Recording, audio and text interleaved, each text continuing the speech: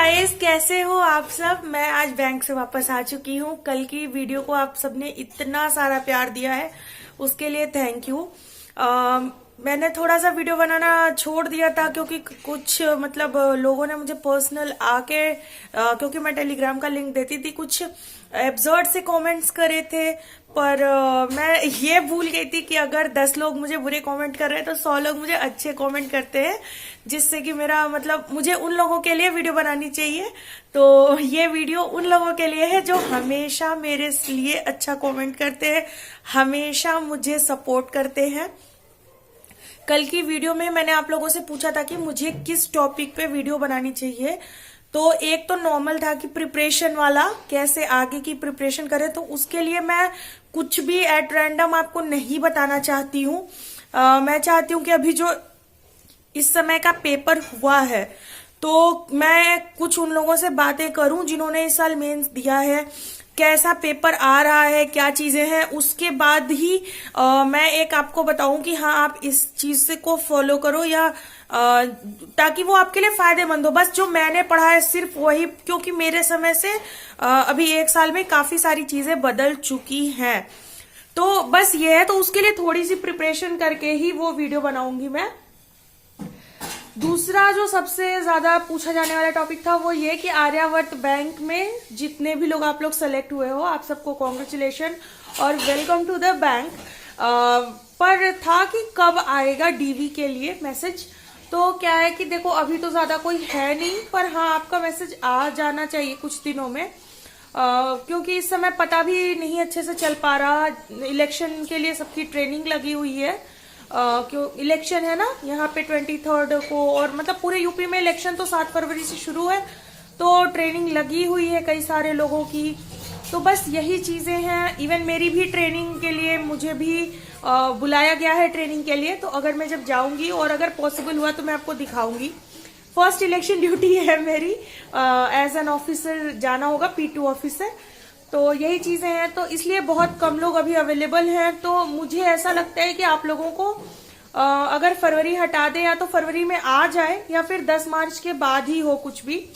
तो मुझे पता है ये टाइम कितना एंजाइटी भरा होता है, मुझसे ज्यादा इस चीज को कोई नहीं जानता। हमारे समय में तो एक्सेस ही लेट हो चुकी थी कोरोना की वजह से, और आप लोगों के का भी इसी वजह से मैं भी कुछ पता न चल रहा हो। पर जब भी ये होगा आपको डीवी की मेल आएगी और उस मेल में सब कुछ लिखा होगा कि कहाँ आपको मतलब क्या क्या चीजें लानी है। उसके साथ आपको वो सारे फॉर्मेट भी दिए होंगे, तो आपको जरा भी दिक्कत नहीं होगी।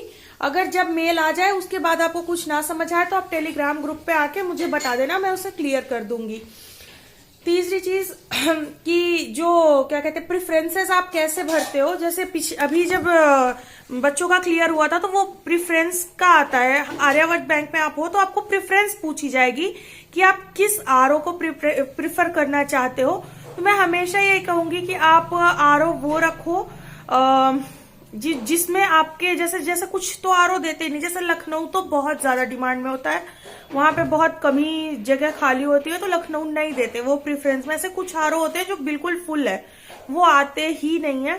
तो अगर आपका जो आरओ है ना, मतलब आपके घर के पास का, वो आपको नहीं है तो आप वही आरओ अपनी फर्स्ट या सेकेंड प्रेफरेंस में रखना जहां से आपके घर से डायरेक्ट ट्रेन मिले। मुझे ये कोई बताने वाला नहीं था, तो मैं फिर भी आपको बताऊं ताकि डायरेक्ट गाड़ियां अवेलेबल हो। ये ना हो कि आपको पहले अपने यहाँ से एक और जिले में जाना पड़े। जैसे मुझे सीतापुर से लखनऊ जाना पड़ता है, मेरे सीतापुर से गाजीपुर के लिए डायरेक्ट कुछ भी नहीं है।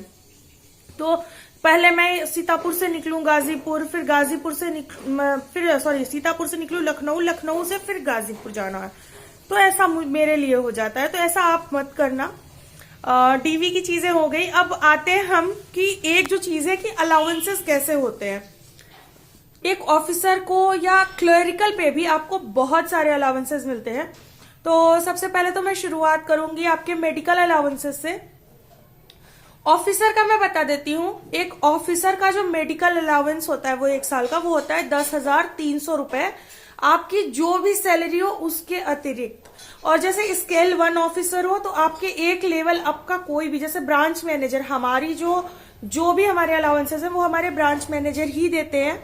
उसको कहीं बाहर नहीं भेजना पड़ता। जैसे ब्रांच मैनेजर होंगे तो उन्हें आरएम पास करेंगे, उनका जो अलाउंसेस है वो आरएम को देना होता है, तो ऐसे चीजें होती हैं।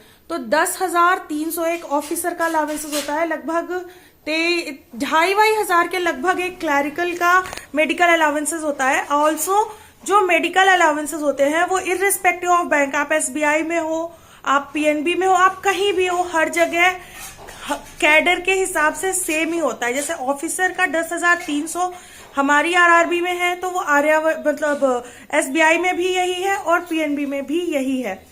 ओके, इसके अलावा ये तो आपके अलाउंसेस हो गए, ये आप साल में निकाल सकते हो। जैसे हम तो जनरली शुरू में ही हमने निकाल लिया था, जनरली लोग शुरू में ही निकाल लेते हैं, पहले ही महीने में 3-4 दिन बीतने के बाद में।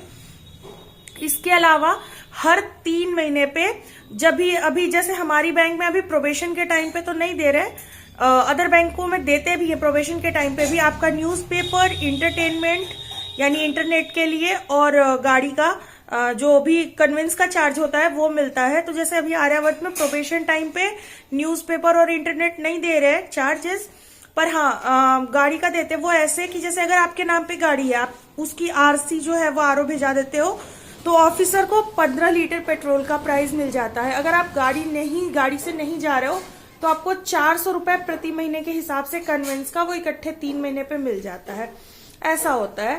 तो यही सारी चीजें हैं। इसके अलावा हाउस रेंट जो है हमारा, तो हमें एचआरए मिलता है, ये मैंने पहले भी आप लोगों को बताया था। ऑल्सो जो हमारी सैलरी इंक्रीमेंट होती है वो सैलरी तो हमारी साल में एक बार मतलब हमारी बढ़ती है, बट जो हमारा डीए है वो हर क्वार्टर में बढ़ता है, और डीए बढ़ने की वजह से जो हमारी जो सैलरी आती है वो थोड़ी बढ़ के आती है हर क्वार्टर के बाद। जैसे जब अभी मेरी नई सैलरी आएगी ना, ये 31 जनवरी को जब मेरी सैलरी आएगी, उसके बाद जो मेरी स्लिप आएगी वो मैं आपको दिखाऊंगी। और मेरी पहली वाली स्लिप आपने देखी हुई है, उस वीडियो का लिंक मैं डिस्क्रिप्शन बॉक्स में दे दूंगी, तो आप देख लेना। उसमें समय सैलरी 50,800 कुछ रुपए थी। अभी जब आएगी ना, आप देखना सैलरी 2 क्वार्टर के बाद डीए बढ़ने की वजह से कितना अंतर आ चुका है।